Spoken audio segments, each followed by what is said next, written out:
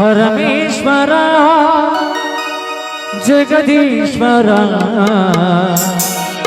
ಕಲಬುರಗಿ ಶ್ರೀ ಶರಣ ಬಸವೇಶ್ವರ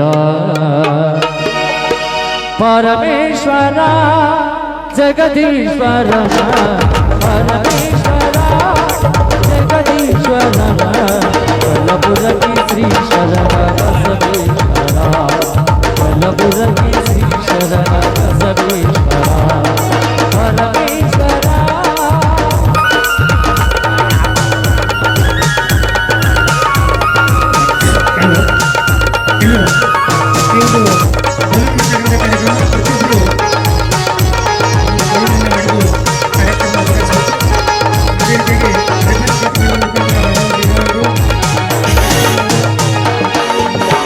ಅರಳಗುಂಡಗಿಯಲ್ಲಿ ಜನನ ಸಾಹಿತ್ಯ ಮಠದನಗೆ ಶರಣ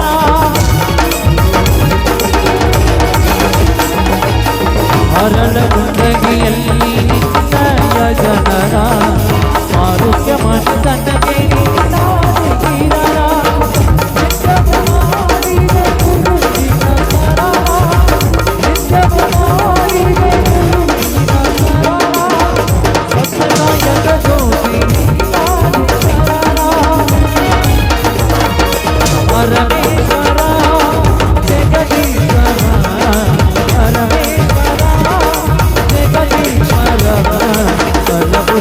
ಶ್ರೀ ಶರಣ ಬಸವೇಶ್ವರ ಕಲಬುರಗಿ ಶ್ರೀ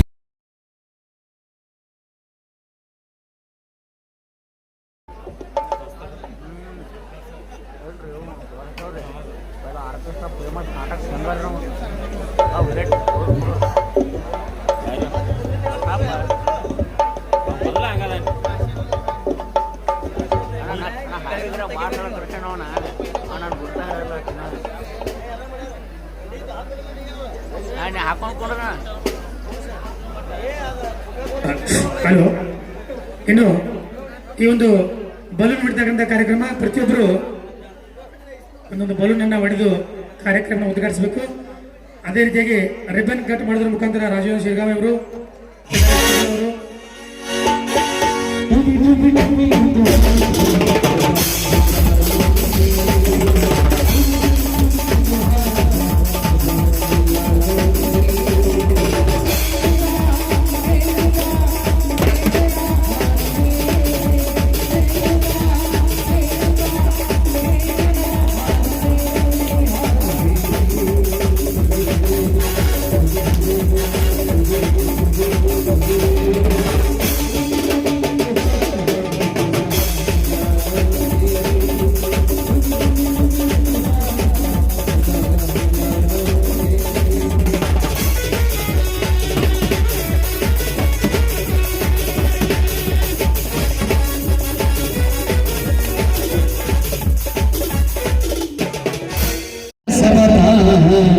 ಹರಿಸಲಿ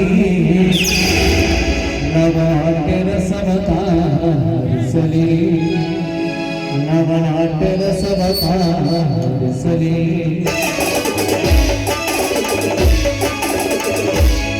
ಚರಣ ಸಂಗಮಾನಿ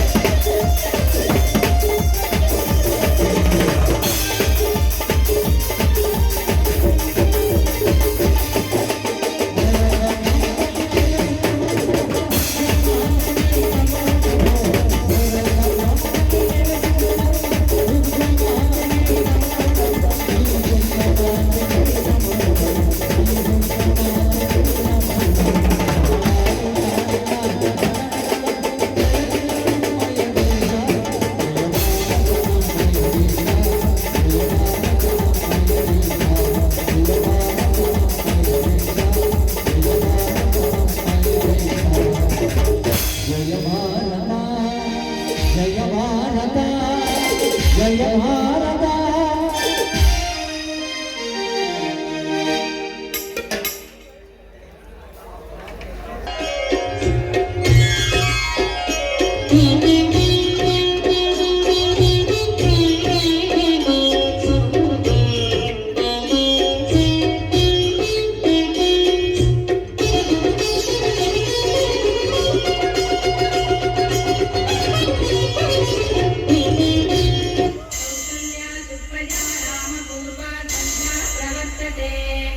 उत्तिष्ठ नरशार्दूल कर्तव्यं दैवमान्धिकम् उत्तिष्ठोत्तिष्ठ गोविन्द उत्तिष्ठ गरुडध्वज उत्तिष्ठ कमलाकान्ता त्रैलोक्यम्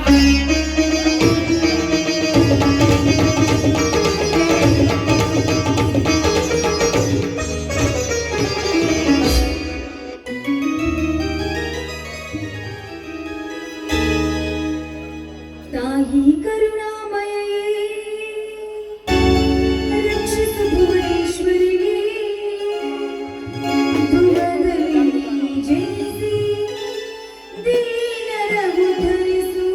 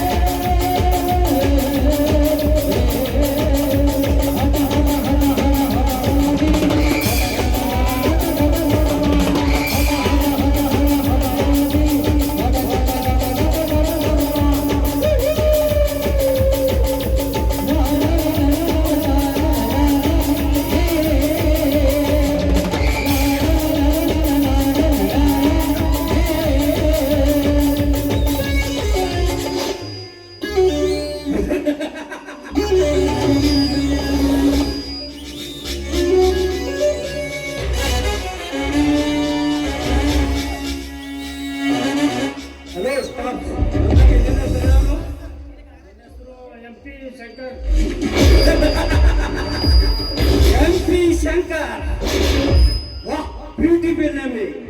ಆದ್ರೆ ಏನು ಮಾಡೋದು, ನಿನ್ನ ಮನೆ ಬರ ಚೆನ್ನಾಗಿಲ್ಲ. ಗಾಬರಿ ಆಗಬೇಡ ಮರಿ, ನನ್ನ ಪರಿಚಯ ಆಗಲಂತ ಭಯಮ. ನೀನು ಒಬ್ಬ ವ್ಯಕ್ತಿ ಆದರೆ ನಾನೊಬ್ಬ ಮಹಾಪಾಪಿ. ನಿನ್ನ ಗಮನಿಸಲು ಕಾಟಲ ಬಂದ ಯಮನ ಸೇವಕ ಅರ್ಥಾತ್ ಕೆಂಪೇಗೌಡ.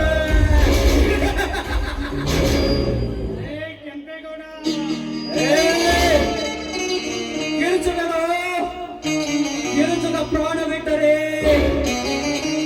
ಈ ಕೆಂಪೇಗೌಡನಿಗೆ ತೃಪ್ತಿ ಆಗುವುದಿಲ್ಲ. ಬೇಗನೆ ಸೇರಿಕೋ ಯಮಲೋಕದ ಯಮರಾಜನ ಪಾದದ ಸೇವೆ.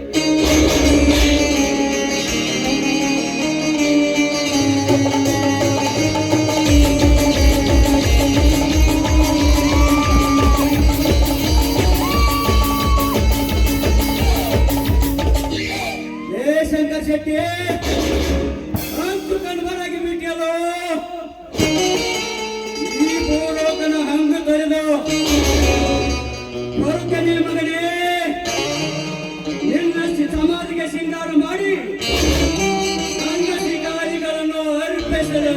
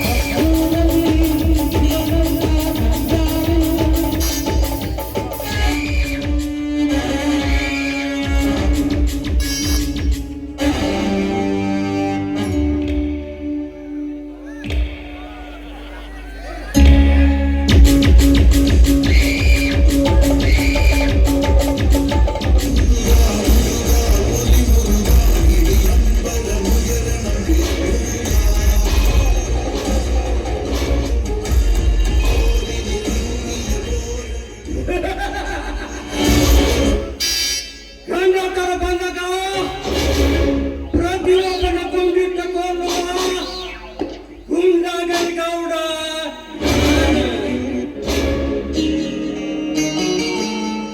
ಅದರಂತೆ ಸನ್ನಿವೇಶ ತಕ್ಕಂತೆ ಶೃಂಗಾರ ಮಾಡಿಕೊಂಡು ಸುವಾಲೆಯರು ಸಲಾಣಿ ನಡೆಸಿಕೊಂಡಿರುವ ಈ ಕೆಂಪೇಗೌಡನ ಹೆಸರು ಹಾಕಿಕೊಳ್ಳುವರು ಇನ್ನೂ ಪ್ರಪಂಚದಲ್ಲಿ ಯಾರು ಹುಟ್ಟಿಲ್ಲ, ಏನು ಮುಂದೂ ಹುಟ್ಟುವುದಿಲ್ಲ. ಅಕಸ್ಮಾತ್ ಏನಾದರೂ ತಪ್ಪಿ ಹುಟ್ಟಿದರೆ ಕೋಲಿನಿಂದ ಸಿಡಿಲು ಧರಿಸಿಕೊಂಡು ಸುಟ್ಟು ಹಾಕುವೆ ಅವರನ್ನ.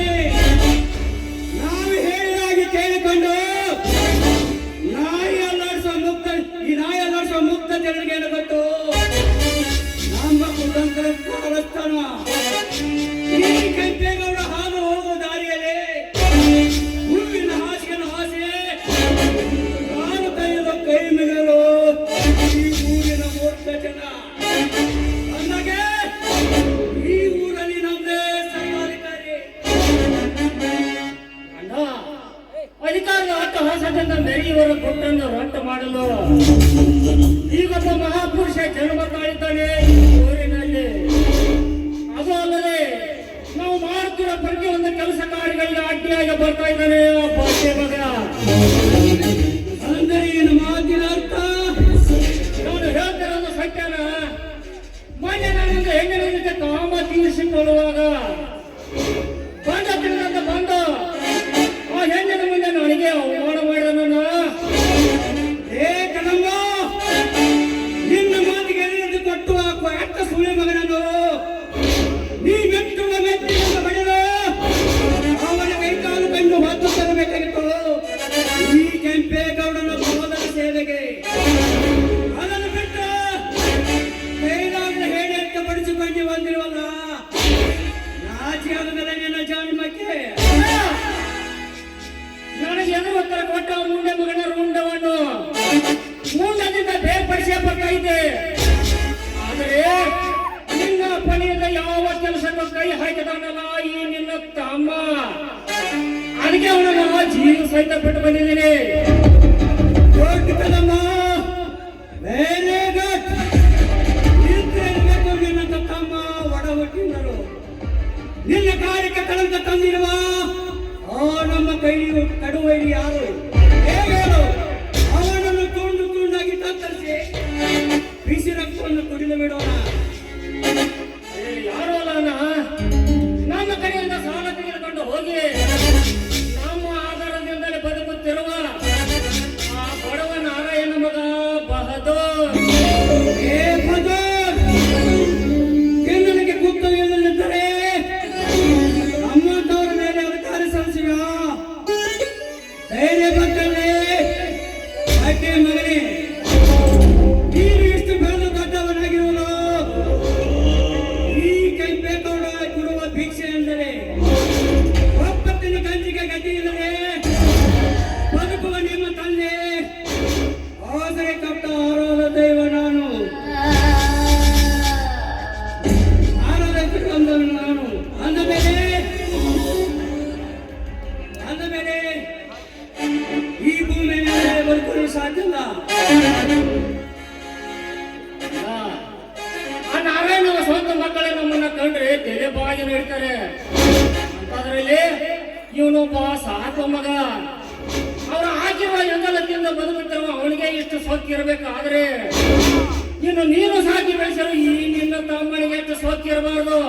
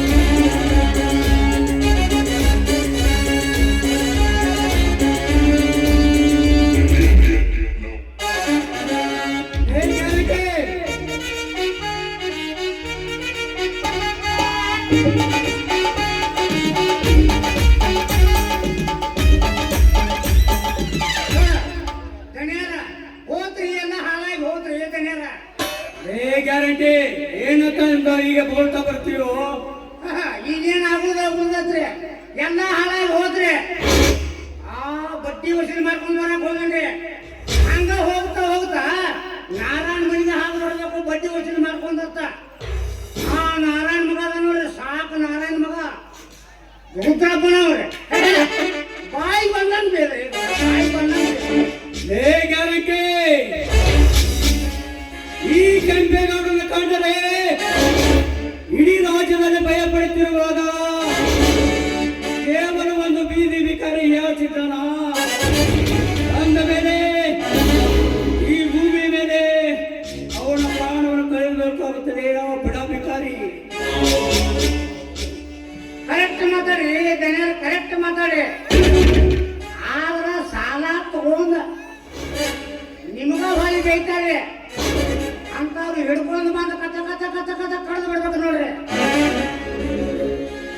ಕನಿಕರವಿಲ್ಲದೆ ಈ ಕಟುಕನಿಗೆ ಆವತ್ತಿಯಾಗಲೇಬೇಕು. ಸೇಡ ತುಂಬಿದ ಈ ಗೌಡನಿಗೆ ಅವರ ಪ್ರಾಣಿ ಆವತ್ತಿಯಾಗಲೇಬೇಕು. ಅದರಂತೆ ಕಲ್ಲದ ಅರಮನೆಯಲ್ಲಿ ಚಂದಾಗಿ ಬೆಳೆದಿರುವ ಬಹದ್ದೂರನ ತಂಗಿ ನನ್ನ ತಮ್ಮನ ಪಟ್ಟದ ರತಿ ಆಗಲೇಬೇಕು. ಅಣ್ಣ, ಅವನ ತಂಗಿ ನನ್ನ ರತಿ ಆಗುವ ಮೊದಲು ನಿನ್ನ ರತಿ ಆ ಮನೆ ಸೊಸೆ ಆಗಬೇಕು. ಅಂದರೆ ನೀ ಹೇಳುವ ಮಾತು ಹೌದು ಅಣ್ಣ, ನಿನ್ನ ಹೆಂಡತಿ ಪದ್ಮಿನಿಂದಲೇ ಅವರ ಮನೆತನಕ್ಕೆ ಬೆಂಕಿ ಹಚ್ಚಲು ಸಾಧ್ಯ. ಇಲ್ಲದಿದ್ದರೆ ಮಂಕಿಯಂತೆ ಬಾಲ ಬದುಕೊಂಡು ಮೂಲೆಯಲ್ಲಿ ಬಿದ್ದಿರ್ಬೇಕಾಗುತ್ತೆ ಅಷ್ಟೇ. ಕದಂಬ ಪತ್ನಿಯಿಂದ ಅವರ ಮಣಿತನ ಸರ್ವನಾಶ ಆಗುವುದಕ್ಕೆ ಅದು ಹೇಗೆ ಸಾಧ್ಯ? ಹೇಳುವ ಐಡಿಯಾ ಸ್ವಲ್ಪ ಗಮನವಿಟ್ಟಂತ ಹೇಗಾದರೂ ಮಾಡಿ ಆ ನಾರಾಯಣ ಸ್ವಂತ ಮಗ ಜೀವನವನ್ನು ನಮ್ಮ ಕೈವಶ ಮಾಡಿಕೊಂಡು ನಿನ್ನ ಹೆಂಡತಿ ಪದ್ಮಿನಿ ನಮ್ಮ ತಂಗಿ ಅಂತ ಸುಳ್ಳು ಹೇಳಿ ಆ ಜೀವನಿಗೆ ಕೊಟ್ಟು ಮದುವೆ ಮಾಡಬೇಕು. ಆಮೇಲೆ ಮದುವೆ ಮಾಡಿ ಕೊಟ್ಟ ನಂತರ ಸೊಸೆಯಾಗಿ ಪದ್ಮಿನಿಯನ್ನವರ ಮನೆಗೆ ಕಳಿಸಿಕೊಡೋಣ. ಆಗ ಅವಳಿಂದಲೇ ಹೊತ್ತಿಕೊಂಡು ಉರಿಬೇಕು ನಮ್ಮ ಶೇಡಿನ ಜ್ವಾಲೆ. ಶಬ್ಬಾಸ್ ಕದಂ ಶಬ್ಬ, ನೀ ಹೇಳುವ ಐಡಿಯಾ ಚೆನ್ನಾಗಿದೆ. ಆದರೆ ಆ ಮಾತಿಗೆ ಪತ್ಮಿನಿ ಒಪ್ಪಬೇಕಲ್ಲ. ಅಣ್ಣ, ಒಪ್ಪಿಸೋದು ಬಿಡೋದು ಅದು ನಿನ್ನ ಕೆಲಸ. ಹೇಗಾದ್ರೂ ಮಾಡಿ ಪದ್ಮಿನಿಯನ್ನು ಒಪ್ಪಿಸಿ ಅಜ್ಜಿ ನಿನ್ನ ಸಂಗಾತಿಯನ್ನು ಒಪ್ಪಿಸಿ ಅವನ ಸಂಗಾತಿಯನ್ನಾಗಿ ಮಾಡೋದು ನಿನ್ನ ಕರ್ತವ್ಯ. ಅಲ್ಲ, ಅದು ನಮ್ಮ ಶೇಡು ತೀರಿಸಿಕೊಳ್ಳೋರಿಗೆ ಮಾತ್ರ. ಅಣ್ಣ, ಈಗಲೇ ಪದ್ಮಿನಿಯನ್ನು ಕರೆದು ಹೆಣೆದು ಬಿಡು ನಮ್ಮ ಶೇಡಿನ ಜಾಲವನ್ನು.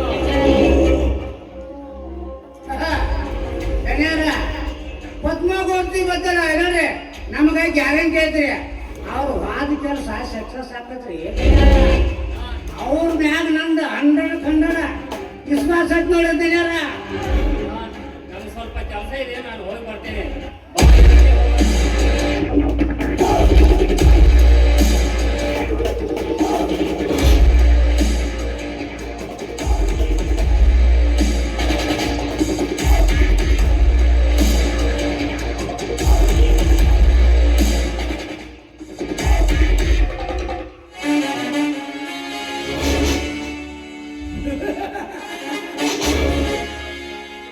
ನೀಲಿ ಆಕಾಶದ ಚಂದ್ರನಂತೆ ಶೋಭಿಸುತ್ತಿರುವಂತೆ ಈ ಸುತ್ತ 24 ಹಾಳೆಯಲ್ಲಿ ಶೋಭಿಸುತ್ತಿರುವನು ಕೆಂಪೇಗೌಡ.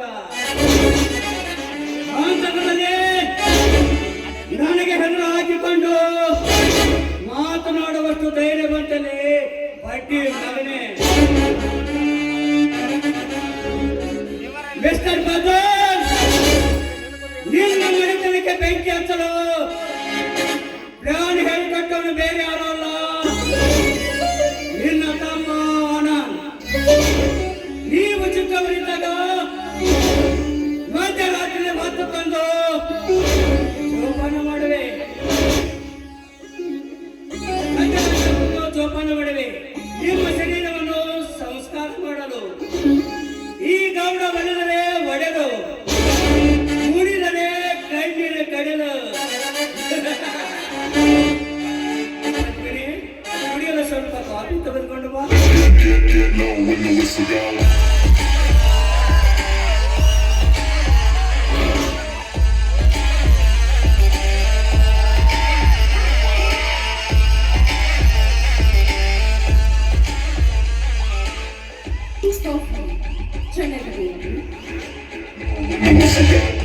ಕಾಫಿ ಚೆನ್ನಾಗಿದೆ.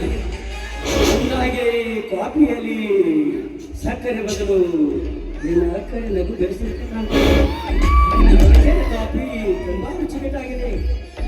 ಗೋಪಿ, ಯಾವಾಗಲೂ ಬರೀ ತಮಾಷೆ ಮಾಡ್ತಿರಲ್ಲ.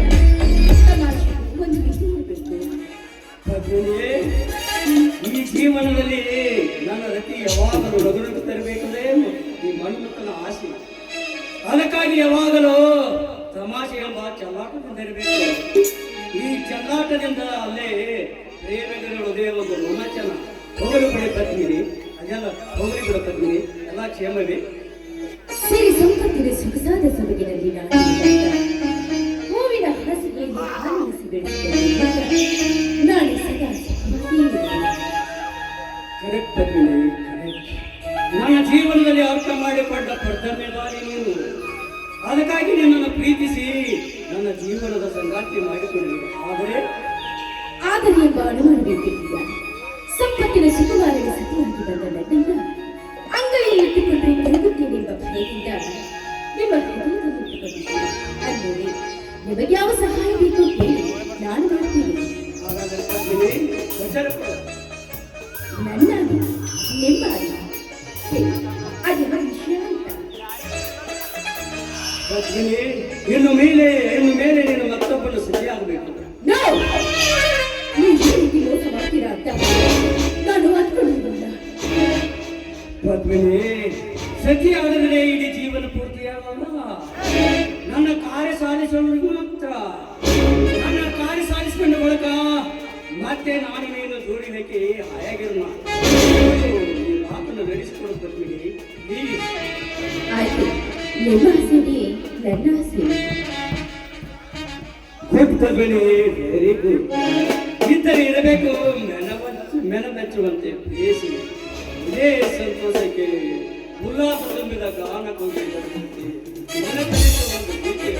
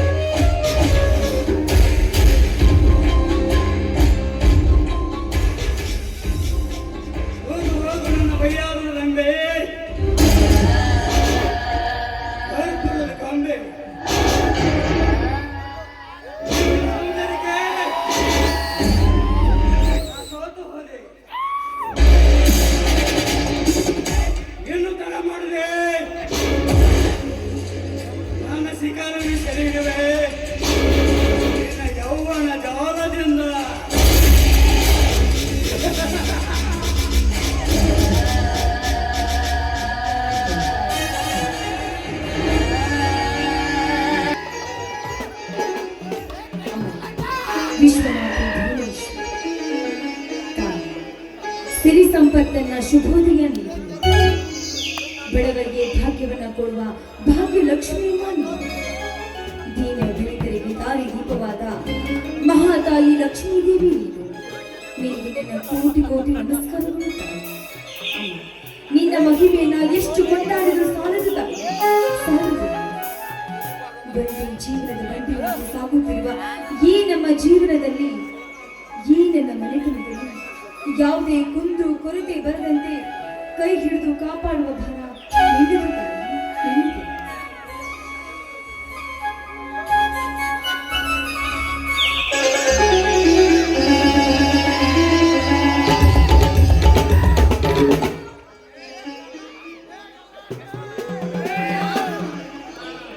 ಗೊತ್ತಾಯ್ತು ಬಿಡಲ್ಲ. ನೀನೇ ತಾನೇ ಮಿಸ್ಟರ್ ಬಹುದು?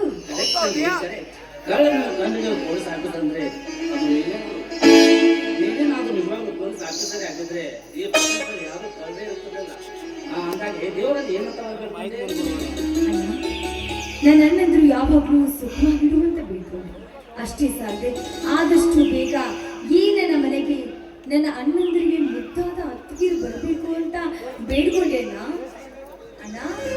ಯಾಕಣ್ಣ ಅತ್ತಿಗೆ ಎಂದಾಕ್ಷಣ ಮುಖದಲ್ಲಿ ಬೇವರೇ ಬಂತಲ್ಲ, ಅತ್ತಿಗೆ ಅಂದ್ರೆ ಅಷ್ಟೊಂದು ಭಯನಾ ನಿನ್ಗೆ? ಹೌದಮ್ಮ, ತುಂಬಾ ಭಯ ಆಗುತ್ತೆ. ಯಾಕಂದ್ರೆ ಒಳ್ಳೆ ಹೆಂಡತಿ ಸಿಕ್ಕರೆ ಸರಿ, ಎಲ್ಲಿ ಭೂತ ಪಿಸಾಕಂತ ಹೆಂಡತಿ ಸಿಕ್ಕು ಎಲ್ಲಿ ನಮ್ಮ ತಿಂಗಳು ಅಂತ ಭಯ ಆಗುತ್ತಮ್ಮ.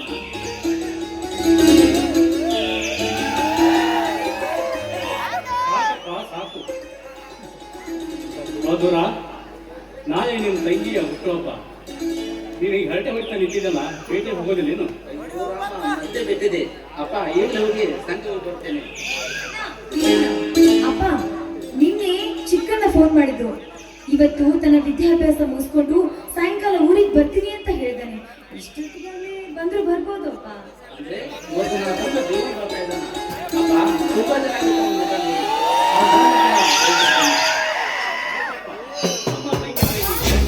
ಅಣ್ಣ ಬಂದೆ. ನೀನ್ ಬಂದೇನು? ನಿನಗೋಸ್ಕರ ಕಾಯ್ತಾ ಇದ್ದೀವಿ. ಎಷ್ಟು ಚೆನ್ನಾಗಿತ್ತು ನಿನ್ನ ಮುಖ ನೋಡಿ. ಚೆನ್ನಾಗಿದ್ದೇನು? ಯಾವಾಗಲೂ ಚೆನ್ನಾಗೇ ಇರ್ತೀನಿ. ನೀವಾಗಿದ್ದೀರಿ? ನಾನು ಯಾವಾಗಲೂ ಚೆನ್ನಾಗೇ ಇರ್ತೀನಿ. ನೀವಾಗಿದ್ದೀರಿ? ಅಂದಾಜು ತಂಗಿ ಆರಾಮಾಗಿದ್ದಾರೇನು? ನೀ ನನ್ ಜೊತೆ ಮಾತಾಡ್ಬೇಡಣ್ಣ. ನಿನ್ ಜೊತೆ ಟೂ ಟೂ ಟೂ